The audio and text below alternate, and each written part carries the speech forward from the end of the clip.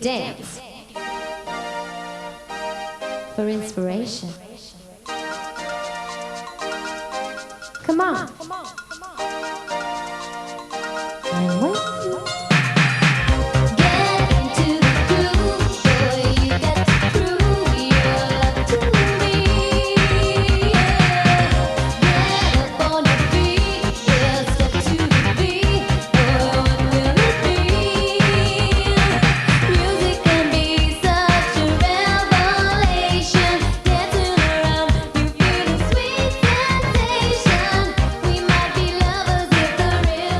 Quels sont vos noms, prénoms, lieux et dates de naissance et qualités professionnelles? Donc mon nom, Pompilio Elvis, modiste, né à Liège le 21 janvier 1961. Voilà.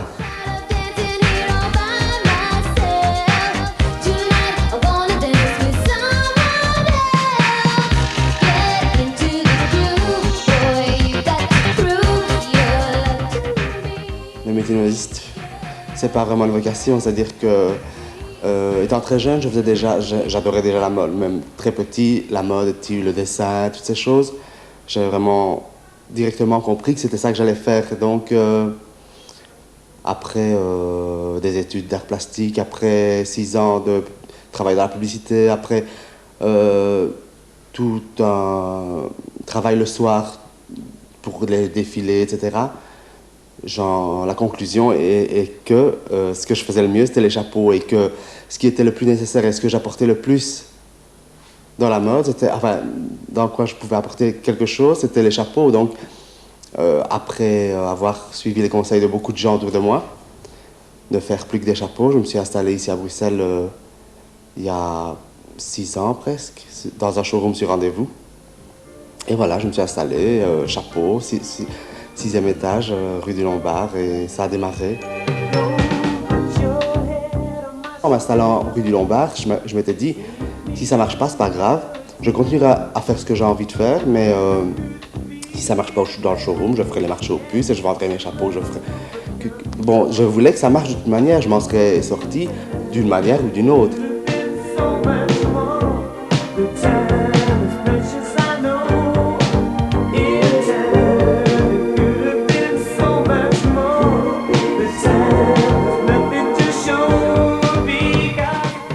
Mes parents étaient des immigrés italiens, mon père était mineur, ma mère était mère de famille à la maison, puis elle a ouvert un café à Liège.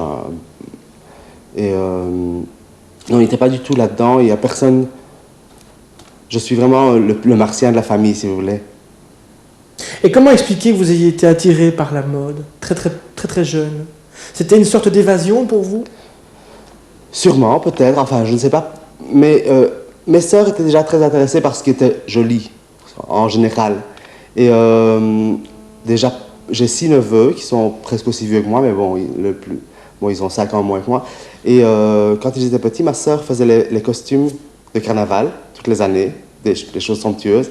Et moi, déjà, à cet âge-là, donc j'avais 10 ans maximum, je faisais les chapeaux assortis à ces costumes, donc des mousquetaires, des maharajas, des Robin des Bois, tout ça. Les chapeaux étaient faits par moi déjà.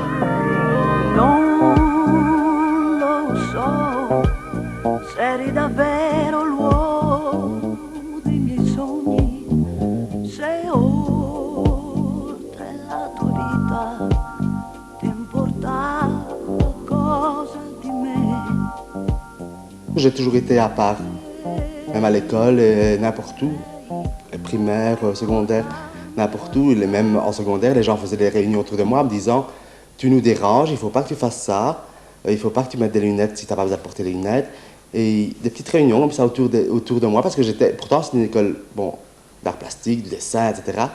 Et j'ai jamais été vraiment comme tous les gens qui passent dans la rue, comme ça, sans le vouloir. Hein. C'est-à-dire que je n'ai pas changé, je pense que j'ai toujours été le même, et je pense qu'à 60 ans, ce sera toujours comme ça. Vous dites que vous êtes martien. Est-ce que ça veut dire que c'est une volonté de votre part de vous imposer d'une manière différente, ou bien c'est vraiment vous? Non, c'est pas du tout. Non, c'est vraiment moi. C'est-à-dire que, bon, je me prends pas pour un phénomène non plus, mais c'est-à-dire que je sens que je ne suis pas comme comme beaucoup de gens que je connais, qui sont... Ben, je ne suis pas compliqué non plus, mais je vois que je n'ai pas... Il y a des choses qui ne comprennent pas les gens. Il y a beaucoup de choses que je fais ou que je dis qui ne comprennent pas toujours. Et ça a toujours été comme ça, mais sans être vraiment très différent. Il y a des petites choses comme ça que je sens... C'est pour ça que je n'ai pas tellement d'amis non plus. Now I'm the king of the swingers, oh, the jungle VIP. I've reached the top and had to stop, and that's what's bothering me. I want to be a man cub, and stroll right into town. Est-ce que la bande dessinée, le dessin animé, ce sont des mondes dont vous êtes proche? Ah oui, j'adore. Je voudrais que ça existe. Vraiment, qu'il y ait des petits personnages qui viennent ici maintenant, mais ça n'existe pas. Mais oui, j'adore vraiment. C'est pas parce que je collectionne toutes ces choses-là que je suis attaché au monde de l'enfance.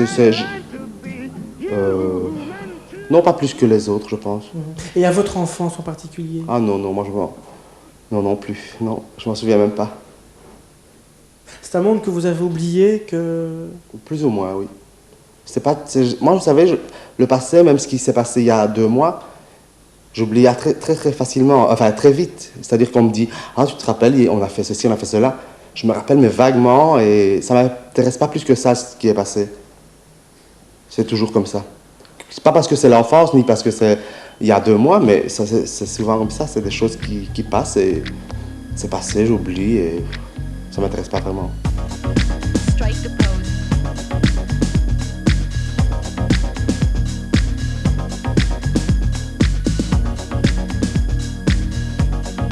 Strike the pose.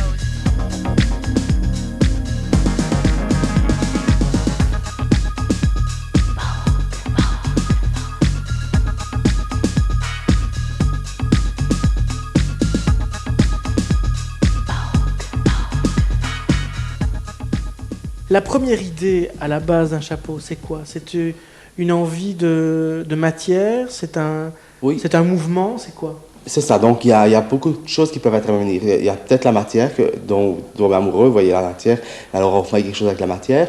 Il y a peut-être une personne, un clochard, une poubelle, une chaise, une tasse, quelque chose qui vous inspire, et ça devient un chapeau. Une bouteille en plastique avec des Scooby-Doo, n'importe quoi, des choses comme ça, deviennent des chapeaux. Un radiateur ou que sais-je. Et c'est pas vraiment de la mode que je m'inspire, pas du tout, c'est plutôt de la rue, des puces, des objets, des gens qui m'entourent, qui me disent « Ah, tu sais, j'aimerais bien un jour avoir un chapeau comme ça », et alors je réfléchis à pas ce qu'ils me disent, et je fais ça un peu à ma façon, des choses. Voilà. Est-ce qu'il est indispensable pour vous de vous amuser en créant? Bah oui, quand même. Mais la première chose, oui, c'est indispensable. Il faut. Quand ça devient chiant, alors, il faut vite changer et faire autre chose. Do you really want to hurt me? Do you really want to make me cry?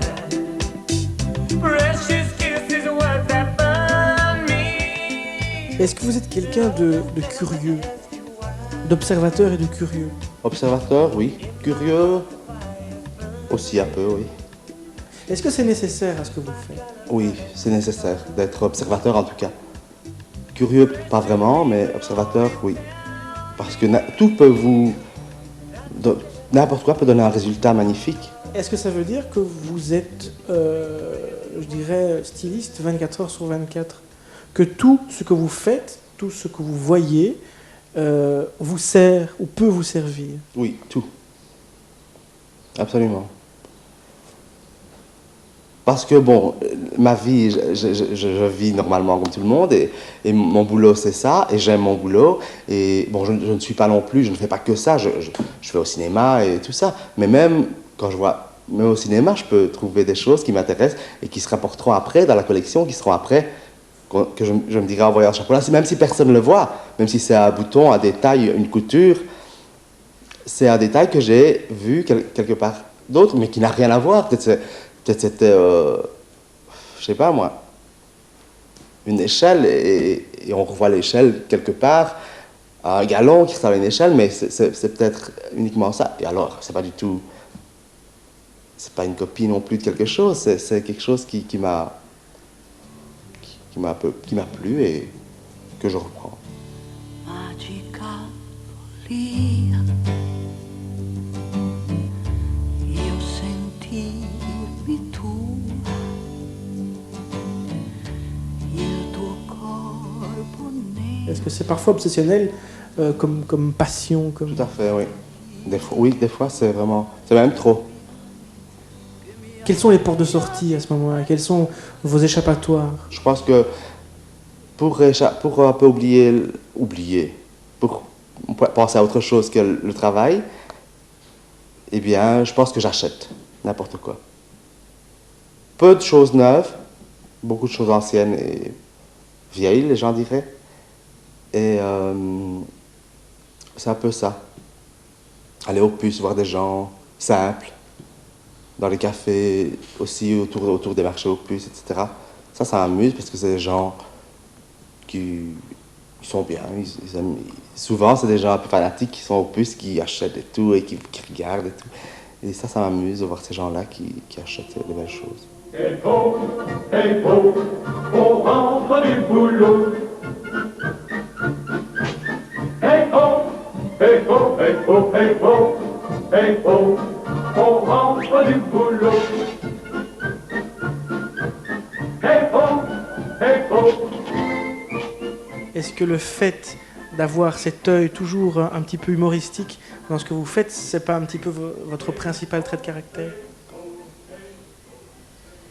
Vous le voyez comme ça, mais il y en a d'autres qui ne diraient pas ça. Peut-être, vous avez raison, mais tout le monde ne me voit pas de cette façon-là. Je pense. C'est-à-dire, vous êtes perçu différemment suivant... Je pense, oui. Suivant comment on me connaît, d'où on me rencontré, etc. Vous savez, les gens changent. Moi, je ne suis pas toujours le même. Si je vais à une réception, j'ai pas tellement envie de sourire et de parler trop, etc. Je dois être sérieux, je dois parler avec les gens avec qui je dois parler. Et c'est des choses... Par contre, si je suis chez moi, comme ça, simplement, eh bien, alors je suis plus ouvert, peut-être. Mais, ou bien dans les boîtes de nuit, si les gens viennent me parler de chapeaux, etc., des fois, je n'ai pas toujours à la disposition des gens. Et des fois, moi je réponds aux gens, écoutez, moi je ne travaille pas aujourd'hui. Et alors les gens se fâchent, sont vexés, etc. Alors ils ne me voient pas de cette façon-là.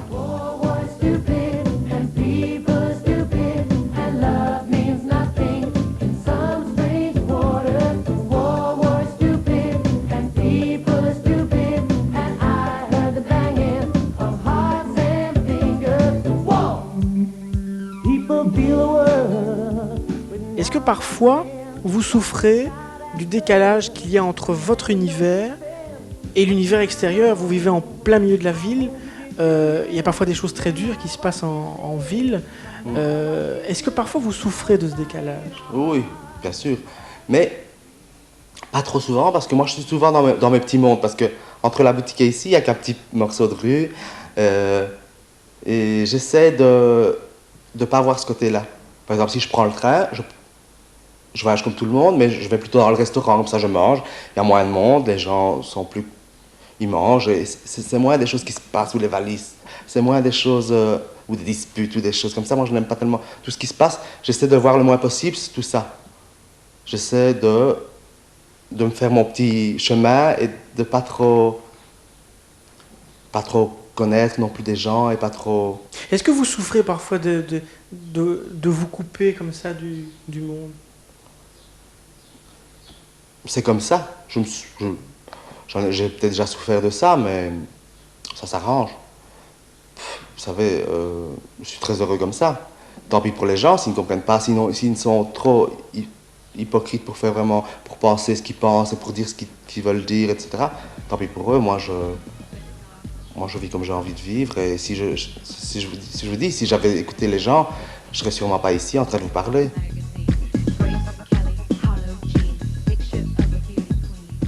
Si quand vous étiez jeune, la mode représentait un petit peu une évasion, est-ce qu'aujourd'hui votre travail vous permet aussi de vous évader du monde extérieur? Oui, bien sûr. Heureusement qu'il y a ça. Oui, tout à fait. Si vous n'aviez pas votre passion... Peut-être que je vivrais comme tout le monde et que je travaillerais dans dans une boîte ou dans une usine. Et ce serait différent. Je ne serais pas moi-même alors. Est-ce que vous pouvez imaginer ça? Oui, pourquoi pas. Si un jour... ça, vous ne pouvez pas décider vous-même. Enfin, on peut décider soi-même ce qu'on fait, mais à un certain moment, si ça ne va plus, ben, vous êtes obligé de changer, de faire des choses. Mais je pense que je peux imaginer, je pourrais vivre comme ça.